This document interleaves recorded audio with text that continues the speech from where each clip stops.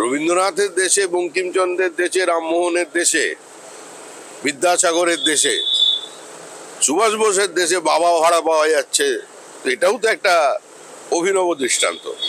তাই নয়, ডেথ সার্টিফিকেটও দেওয়া হচ্ছে, ভুয়ো ডেথ সার্টিফিকেট। ও তো 3 মাস ধরে শুরু করেছে। সীমান্তবর্তী অঞ্চলে যত পঞ্চায়েত আছে সেখানে চলছে। এই যে বিএলওদের করুণ অবস্থা, কারণ কি? বিএলওরা তো আতঙ্কিত। বিএলওদের প্রোটেক্ট করা উচিত নির্বাচন কমিশনের।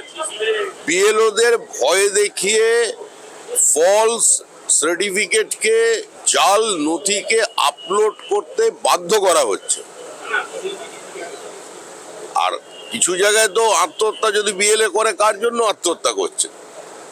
যদিও এখানে সাপে কামড়ালে মারা গেলেও এখন এসআইআর, আর হৃদরোগে আক্রান্ত হলেও এসআইআর, ডেঙ্গির সার্টিফিকেট দেওয়া যায় না, কিন্তু এসআইআর দেওয়া যায়। শ্মশান ঘাটে যাবেন, দেখবেন ওখানেও নির্দেশ চলে গেছে। মৃতদেহ গেলে এসআইআর বললেই আর কোনো আপনার আটকানোর ব্যবস্থা নেই। মতুয়াদের সমর্থন পেতে মুখ্যমন্ত্রী মমতা বন্দ্যোপাধ্যায় সভা করবেন।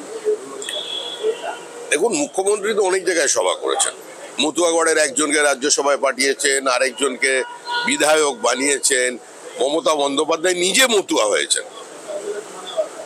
উনি তো বলেছিলেন ওখানে দাঁড়িয়ে যে আমি আজ থেকে বন্দ্যোপাধ্যায় উপাধি ত্যাগ করলাম, আজ থেকে আমি মতুয়া হয়ে গেলাম।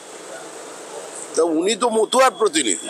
বড় মাঠ শূন্যস্থান উনিই পূরণ করতে পারেন, কিন্তু তারপরেও ওই বাংলাদেশের উদ্বাস্তু যারা ওখানে মতুয়া আছেন, নমশূদ্র আছেন, যারা সর্বস্ব খুইয়ে নিজের দেশে পরবাসী হয়ে এদেশে চলে এসেছেন, তাদের দীর্ঘদিনের দাবি, নাগরিকত্বের দাবি, এবং যে দাবি বড়মা করেছিলেন, হরিচাঁদ গুরুচাঁদ ঠাকুররা করেছিলেন, উদ্বাস্তু যারা সংগঠন করেন তারা করেছিলেন, যে প্রতিশ্রুতি মহাত্মা গান্ধী দিয়েছিলেন, বল্লভভাই প্যাটেল, পণ্ডিত নেহরুরা দিয়েছিলেন, তা বাস্তবায়িত করেছেন নরেন্দ্র মোদী।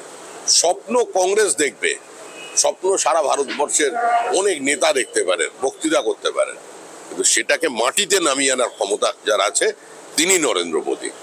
মহিলাদের কথা ভেবে নতুন শ্রমবিধি আনলো ভারত সরকার। মহিলাদের কথা ভেবে নতুন শ্রমবিধি আনলো ভারত সরকার। কি বলবেন এই নতুন শ্রমবিধি? দেখুন, নরেন্দ্র মোদীর নেতৃত্বে এনডিএ সরকার সর্বস্পর্শী সরকার, সর্বব্যাপী সরকার। যাদের চোখের জলের কেউ কোনোদিন হিসাব রাখেনি, তাদের জন্য এই সরকার। এই সরকার শ্রমিকের সরকার, এই সরকার মহিলাদের সরকার, এই সরকার অসংগঠিত মানুষের সরকার, শ্রমিকদের সরকার। এটা প্রান্তিক মানুষের স্বার্থে, মহিলাদের স্বার্থে সরকার কাজ করে চলেছে, এবং সেই জন্যই আশীর্বাদ পেয়ে চলেছেন অপ্রতিরোধ নরেন্দ্র মোদী।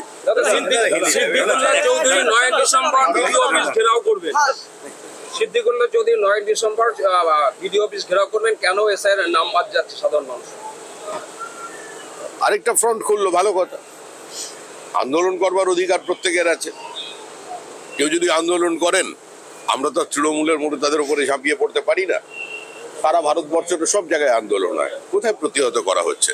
সুপ্রিম কোর্টে যাচ্ছেন, এবং সুপ্রিম কোর্ট বলছে শুনবো না। আমরা কি করতে পারি বলুন? রাজনীতিতে ভাষার যে শালীনতা তা ছাড়িয়ে যাচ্ছে। একটা জনসভা থেকে শওকত মোল্লা বলছে যে না, ওদের নিয়ে আলোচনা করুন। বেশ কিছু মানুষ ভোটার তালিকায় নাম নেই, তবুও সরকারের তরফে, রাজ্য সরকারের তরফে সব রকম সুযোগ সুবিধা পাচ্ছে। কি বলবেন পুরো ব্যাপারটাকে নিয়ে? দেখুন, পশ্চিমবঙ্গই একমাত্র রাজ্য যেখানে রোহিঙ্গা এবং বাংলাদেশি মুসলিম অনুপ্রবেশকারী যারা দেশভাগে সামিল ছিল, তাদের এখানে আশ্রয় দেওয়া হয়েছে। আর এটা এ রাজ্যে নতুন কিছু নয়। অতীতে বামফ্রন্টও একই কাজ করেছে। সিপিআইএম এর নেতা এবং রাজ্যের প্রাক্তন প্রয়াত মুখ্যমন্ত্রী জ্যোতি বসু বলেছিলেন, অনুপ্রবেশ সমস্যাটাকে একটা মানবিক মুখ নিয়ে বিচার করতে হবে। এই মানবিক মুখ নিয়ে বিচার করার প্রক্রিয়াটা মমতা বন্দ্যোপাধ্যায় আরো কয়েক গুণ বাড়িয়ে দিয়েছেন। তো স্বাভাবিকভাবেই আপনারা যদি সবাই মনে করেন যে পশ্চিমবঙ্গটা ধর্মশালা, যার যখন ইচ্ছা হবে সে তখন ঢুকে পড়বে, তো এটা তো হতে পারে না। আমাদের অবস্থান স্পষ্ট, ডিটেক্ট, ডিলিট অ্যান্ড ডিপোর্ট। আপনারা যখন নিরুত্তাপ, এসআইআর নিয়ে আপনারা যখন নিরুত্তাপ, তখন অভিষেক বন্দ্যোপাধ্যায় দলের মধ্যে, দলের বড় বড় নেতাদের নিয়ে একটা নিবিড় মানে বিসি ভার্চুয়াল সভা করতে চলেছে এবং আর তার দলের সভা তিনি করছেন। এসআইআর নিয়ে তৃণমূলের অবস্থান মানুষের জানা। 12টি রাজ্যে এসআইআর হচ্ছে, পশ্চিমবঙ্গ ছাড়া কোনো জায়গায় কোনো সমস্যা নেই।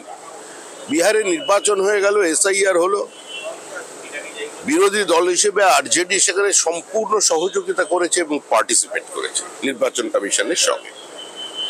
এ রাজ্যে এসআইআর নিয়ে চিৎকার কেন? দুটো দিক। একদিক যে তারা 14 বছরের কলঙ্কটা এসআইআর এর আড়ালে চেপে রাখতে চাইছেন, এসআইআর কে ঢাল করতে চাইছেন। অন্যদিকে যে তালিকা আছে সেই তালিকাতেই নির্বাচন করতে চাইছেন, কারণ দুধে কতটা জল আছে সেটা নিখুঁত ভাবে উত্তরাধিকারী খবর রেখেছেন। ফলে যখন অঙ্গচ্ছেদ হচ্ছে আর কি, অঙ্গহানি হলে তো ব্যথা হয় মানুষের শরীরে, সেই জন্য হচ্ছে। বাংলা জুড়ে বাবা ভাড়া পাওয়া যাচ্ছে, টাকার বিনিময়ে সারা বাংলা জুড়ে বাবা ভাড়া পাওয়া যাচ্ছে, ভোটার তালিকা নাম তো এই তো তাহলে এগিয়ে বাংলা। রবীন্দ্রনাথের দেশে, বঙ্কিমচন্দ্রের দেশে, রামমোহনের দেশে, বিদ্যাসাগরের দেশে, সুভাষ বোসের দেশে বাবা ভাড়া পাওয়া যাচ্ছে, এটাও তো একটা অভিনব দৃষ্টান্ত। শুধু তাই নয়, ডেথ সার্টিফিকেটও দেওয়া হচ্ছে, ভুয়ো ডেথ সার্টিফিকেট।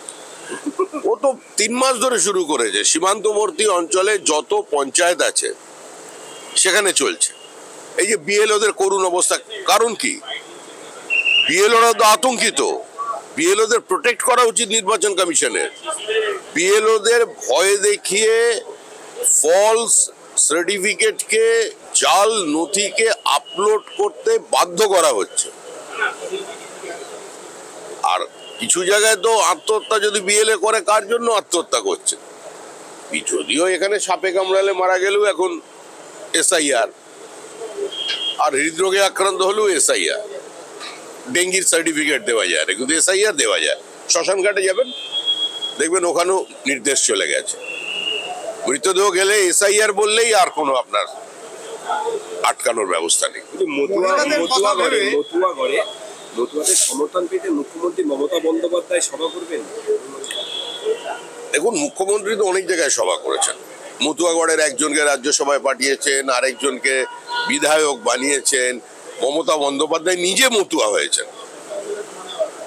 উনি তো বলেছিলেন ওখানে দাঁড়িয়ে যে আমি আজ থেকে বন্দ্যোপাধ্যায় উপাধি ত্যাগ করলাম, আজ থেকে আমি মতুয়া হয়ে গেলাম।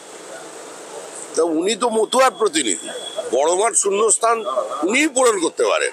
কিন্তু তারপরেও ওই বাংলাদেশের উদ্বাস্তু যারা ওখানে মতুয়া আছেন, নমশূদ্র আছেন, যারা সর্বস্ব কইয়ে নিজের দেশে